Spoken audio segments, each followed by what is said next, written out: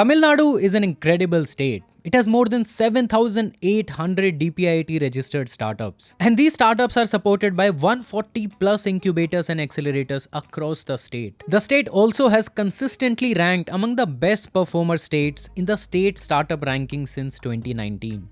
But that's not it. Tamil Nadu is the state startup and large companies look to when they want to set up their own manufacturing. As of FY20, the state had over 38,000 factories, the most for any state in India. And this number is only increasing. Be it Ola Electric setting up the world's largest two-wheeler factory or companies manufacturing iPhone. It all happens in Tamil Nadu. And thanks to these factories, Tamil Nadu is the leader when it comes to electronics exports from India, contributing almost 23% of India's overall electronics export value, which was worth $23.57 billion in FY23. The state is already India's second largest economy with a contribution of $278 billion in FY22. But they have even higher ambitions. They want to become a $1 trillion economy by 2030. And I believe startups are going to be the ones driving this growth. Back in 2022, we made a video about the top 10 Chennai startups since most of the big startups are located here. But today I want to take a look at some of the startups that are building out of smaller cities in Tamil Nadu. And I want to begin with the city of Coimbatore, which is the second largest city in the state after Chennai. Some of you might be aware of the first startup on this list, Emote Electric.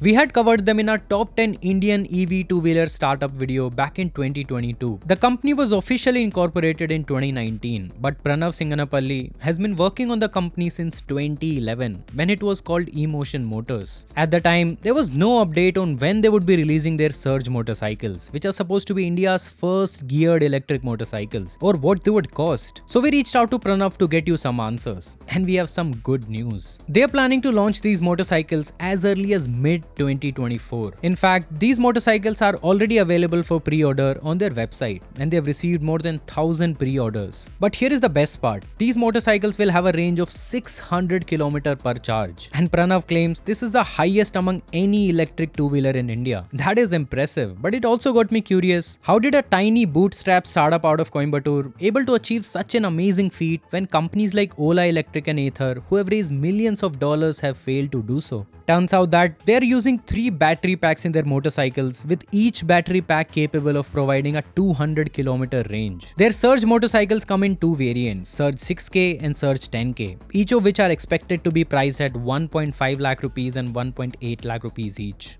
But these prices are for the motorcycles with one battery pack, meaning they'll have a range of about 200 kilometers. And you'll probably have to shell out extra money if you want the ones with 400 or 600 kilometer range. The next startup on our list is Biofuel. Founded by Kishan Karunakaran, Venkateshwaran Selvan, Sumanth Selvarasu and Prasad P Nair in 2020, Biofuel is a B2B marketplace for buying and selling biofuels and the raw materials used for making them. Back in 2011, former Indian President APJ Abdul Kalam had said that all vehicles could be running on biofuels in the next 10 years. Although it did not happen, it inspired Kishan to take up the challenge. He identified the reasons why it never happened, even though biofuels are better than petroleum-based fuels in every aspect. They can be created from renewable sources and have lower carbon emissions. The reason most industries still prefer petroleum-based fuels over biofuels is simply because of assured quality and quantity. Petroleum-based fuels have a robust supply chain, but that is not the case for biofuels. And that's the problem Kishan and his team wanted to solve with Biofuel. They have carefully curated suppliers of raw materials and manufacturers of biofuels to ensure quality and quantity. And on the demand side, they have managed to onboard 30 plus large consumers across multiple industries that are transitioning towards biofuels. In just 3 years of their operations, they have managed to achieve a revenue rate of 7 crore rupees per month, as 12,000 tons of biofuel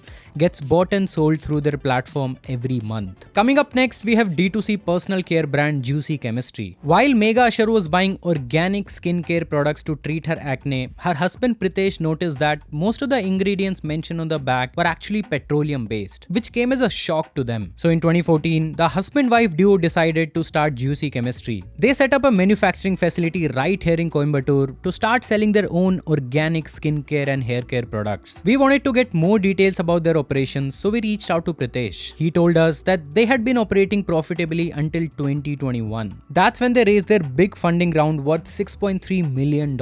And they decided to invest in branding and awareness. It was only in 2023 when they opened their first flagship store, and today they have 8 of them. Their products are also available in 100 other stores, and this was a smart move. Pritesh claims that more than 30% of their revenue is now coming from these offline stores. But these stores are way more important than they seem. In this LinkedIn post, Pritesh explains that people spend 3 times longer in their stores than they do on their website. And this time also translates into higher average order value. Now, they want to expand their offline presence to 500 stores and increase their flagship store to 15 in the next 18 months, as they plan to achieve their ARR target of 100 crore rupees from current ARR of 45 crore rupees. Next up on the list, we have Greenviro Global. India burns around 87 million metric tons of agricultural waste every year, and this leads to increased greenhouse gas emissions. Back in 2019, Muruganandam VN started Greenviro Global with the idea of recycling coconut farm waste and turning it into green charcoal. See, the global wood charcoal briquette industry is worth $28 billion. The method Greenviro Global uses to convert their agricultural waste into charcoal uses 3 times less energy than the traditional method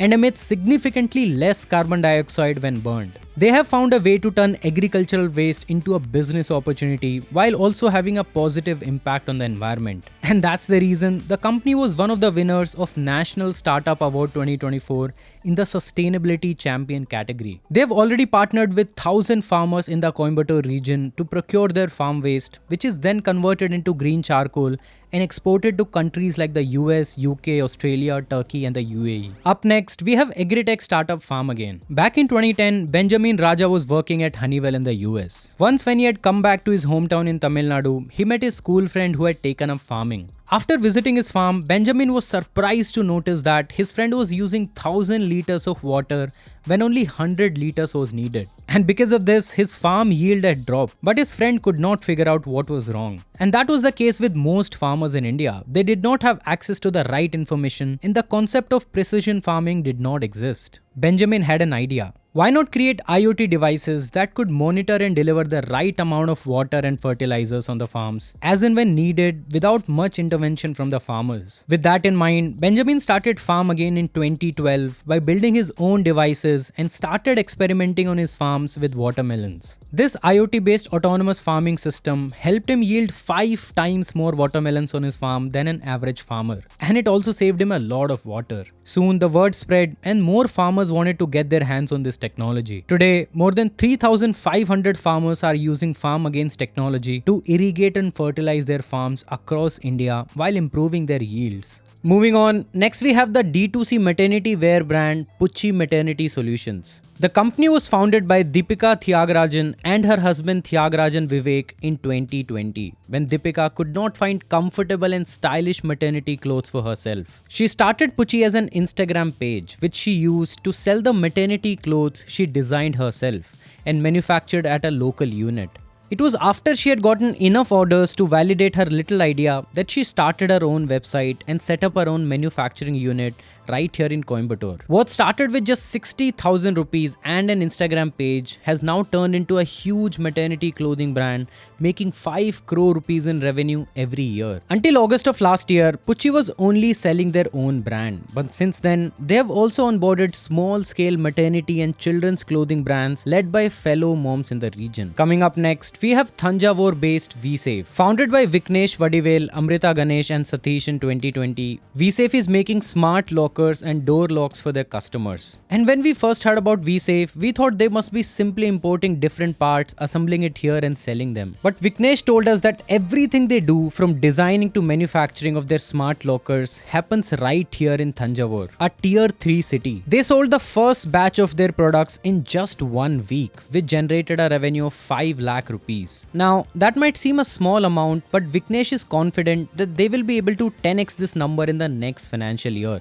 That's 50 lakh rupees. But beyond the revenue, what VSafe is doing truly amazing is developing a local manufacturing ecosystem. All their vendors are local and all their employees are from this region. And by operating out of a tier 3 city, they have managed to keep their expenses low and invest most of their money into building quality products that are now being exported to countries like the UAE and Singapore. Next up, we have Madurai-based startup Happy Hens. This is what a traditional poultry farm in India looks like. And this is what a Happy Hens farm looks like. The problem with traditional poultry farms is that hens are kept in unhygienic conditions, and this can lead to a lot of diseases. And to keep them healthy, a lot of antibiotics are fed to these hens. This is the problem that Happy Hens is trying to solve. In 2011, Ashok Kannan started Happy Hens with only 1,000 naturally bred hens on a free range farm. But by the end of that year, he had lost 800 of them. Turns out, he had gotten the diet for the hens all wrong. That's when he met Manjunath Marappan. The duo managed to figure out the right feed combination for their hens, which is composed of 100% herbal and natural food products. This has helped in building their hens' immunity without the need for antibiotics. And today they have 6 free range farms with 30,000 hens that are producing 20,000 eggs every single day. And thanks to their antibiotic free hens producing quality eggs, Happy Hens made 3.05 crore rupees in the financial year of 2023. Next up on the list, we have Trichy-based agri-tech startup eSandhai. Founded by Cholin Selvan, Sridharan M and Niranjan Kumar in 2021, eSandhai offers an online marketplace connecting the farmers who want to sell their fresh agri-produce and the hotels and restaurants who need them, especially for the tier 2 and tier 3 markets. By accurately predicting the demand and supply of fresh agri-produce using their algorithm, helps them to reduce food wastage from 30%, which is the market average, to just 3%. The company has managed to scale their revenue from just 1.6 crore rupees in FY23 to 10 crore rupees in the 9 months of FY24. On top of that, Cholin expects their revenue to grow another 10x in FY25 while being profitable. And this is especially impressive when you realize that they have managed to do it while operating in a 50-kilometer radius of tier 2 and tier 3 cities. And finally, we have an on-demand manufacturing startup, Frigate.ai. Founded by Dr. Tamiz Inian, Chandrasekhar C, Karthikeyan Prakash and Inian Vasantan in 2021, Frigate.ai helps OEMs and startups streamline their manufacturing process. And how do they do it? They take the product designs from their customers and turn them into physical products by finding the right manufacturers. Frigate makes sure that their customers are able to focus on innovation, design, and building a sustainable business